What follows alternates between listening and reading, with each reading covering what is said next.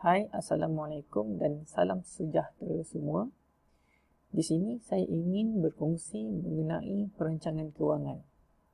Mengapa kita perlu merancang kewangan kita? Bila kita bercakap mengenai perancangan kewangan, ia melibatkan masa depan, cita-cita dan matlamat kita. Kita perlukan perancangan kewangan kerana kita lebih mudah berbelanja berbanding menyimpan. Dengan adanya perancangan kewangan, ia akan membantu kita untuk mencapai matlamat seperti ingin membeli kereta, rumah atau berkahwin. Merancang kewangan bukanlah untuk membuat lebih banyak duit, tetapi ia lebih kepada untuk membantu kita mencapai matlamat hidup kita. Kerana jika kita tidak merancang, kita akan menjadi hamba duit, terpaksa bekerja setiap hari demi membayar hutang tanpa dapat menyimpan.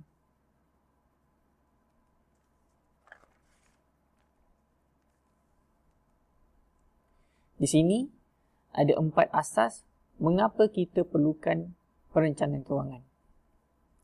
Pertama sekali, kerana kenaikan kos pendidikan dan perubatan akibat inflasi setiap tahun. Kemudian, usia warga emas meningkat dari 77 tahun hingga 85 tahun pada dekad akan datang akibat kemajuan teknologi perubatan. Pada usia bersara ini, kita perlukan duit untuk menampung hidup kita. Kita perlu seimbangkan aset kita antara pelaburan dan perlindungan. Ini boleh dicapai melalui perancangan kewangan. Kita juga perlu melindungi keluarga kita daripada perkara luar jangka yang kita tidak tahu akan berlaku pada masa akan datang, seperti kehilangan pekerjaan, kemalangan, jatuh sakit, kematian dan sebagainya. Jadi, untuk melindungi gaya hidup keluarga, kita perlu merancang kewangan kita. Ada 5 langkah asas untuk kita merancang kewangan kita. Pertama sekali, kita perlu menilai di mana tahap kemampuan kita pada masa sekarang. Yang kedua, kita tafsirkan matlamat kewangan sama ada untuk membeli handphone, kereta, rumah ataupun berkahwin. Yang ketiga, membina pelan tindakan seperti menabung, kerja lebih masa, part time dan berjimat cermat. Yang keempat, kita laksanakan pelan tindakan tersebut.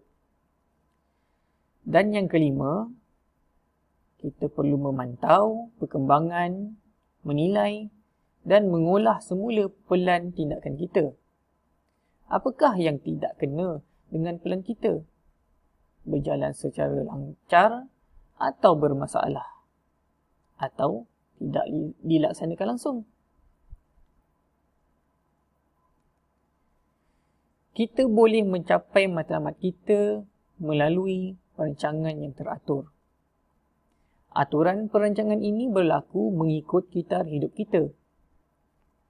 Manusia berdepan dengan cabaran dan matlamat yang berbeza mengikut kitaran hidup dari usia remaja hinggalah ke usia persaraan. Kita boleh gunakan jadual kitar hidup ini untuk mengkaji mengenai perancangan kewangan.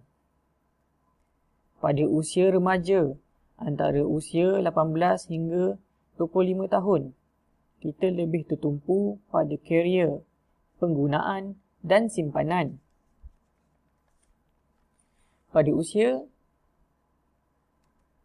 26 hingga 35, kita mula berkahwin dan bekerja, mempunyai anak kecil. Pada ketika ini, perancangan kewangan menjurus pada penggunaan, simpanan, karier, hutang, insurans diri atau keluarga dan cukai pendapatan. Keluarga kita semakin berkembang pada usia 36 hingga 49 tahun, di mana anak-anak telah membesar, bersekolah dan menjadi remaja. Tumpuan kita perlu beralih pada pelaburan, persaraan dan cukai pendapatan. Pada usia 50 hingga 60 tahun, anak kita pula telah dewasa. Perancangan kewangan kita beralih pada pelaburan, persaraan dan pembelian harta seperti rumah, tanah dan sebagainya. Akhir sekali, selepas usia bersara, pada masa ini, kita boleh menumpukan pada perancangan rumah, tanah dan juga cukai pendapatan. Perancangan kewangan mempunyai banyak faedah. Antaranya, kita mempunyai pengawalan yang baik terhadap perkara-perkara yang melibatkan duit atau yang memerlukan duit. Bila duit kita terancang, hidup kita menjadi lebih ceria dan tanpa tekanan dan bebanan, sekaligus membina hubungan yang lebih baik dengan masyarakat sekitar. Kita menjadi bebas masalah kewangan kerana kita tahu apa yang kita rancangkan. Apa yang kita mahu, kita boleh dapatkan dengan lancar, kita mampu menggunakan dan menggunakan sumber kewangan kita. Sebenarnya, duit yang kita ada pada masa sekarang boleh menjadi lebih bermakna pada masa akan datang. Melalui kuasa compound interest, semakin awal kita menyimpan, semakin berganda duit kita pada masa akan datang. Mari kita bandingkan antara Ahmad, Siti dan Zainal. Ahmad mula menyimpan pada usia 18, sebanyak 3,000 setahun selama 5 tahun. Siti menyimpan pada usia 22 tahun, sebanyak 3,000 ringgit setahun selama 8 tahun. Zainal pula menyimpan pada usia 30 sebanyak 3,000 setahun selama 26 tahun. Katakan mereka menyimpan di dalam ASB, amanah saham, dengan kadar faedah 10% setahun. Apa yang berlaku adalah sangat mengejutkan, di mana Ahmad hanya bermodalkan 15,000, tetapi pada usia 55 tahun, dia telah mempunyai sebanyak 467,000 ringgit. Siti pula bermodalkan 24,000, telah mempunyai 449,000, manakala Zainal yang paling lama menyimpan hanya mempunyai 360,000. Menarik bukan? Sampai di sini saja perkongsian saya buat masa ini. InsyaAllah kita jumpa lagi di perkongsian akan datang. Terima kasih.